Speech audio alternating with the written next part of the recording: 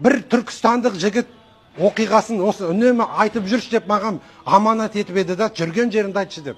Менің 2 балам бар, әйелім бар, ата-анам тірі дейді да, коттедж үйде тұрам, минивэн машинамыз бар дейді, бусик. Аллаға шүкір дейді. Бірақ та біз қаз екен білесіздер ғой, бір нәрсе жетіспей жүреді. Әйтеуір иттер төбелесіп жатса да, жаңбыр жаумай жатса да Тоқаевты кінәлаймыз ғой біз.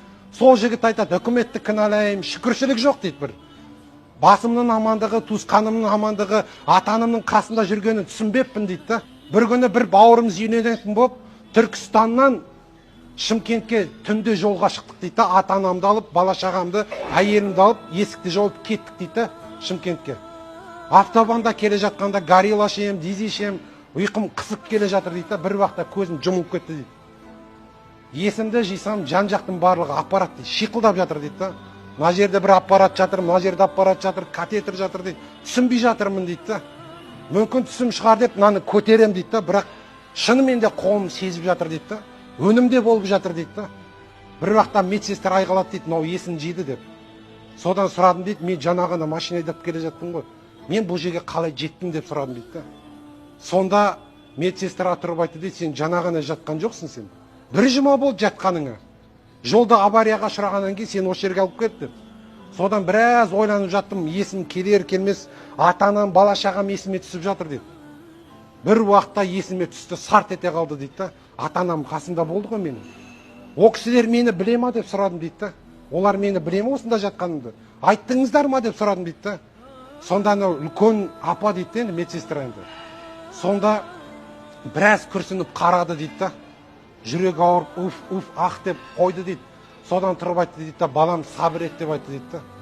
Бұл өмірге келу бар да қалу жоқ. Сол жол апатында әйеліңде, бала-шағаңда, ата-анаңда бақилық болды деп айтты дейді да. Бір күнде Алла тағала барлығын алды да тастады. Сол жігіт айтады, үйге есікті ашып кірсем дейді, ата-анамның балам келдің ба деген дауысы шығады дейді.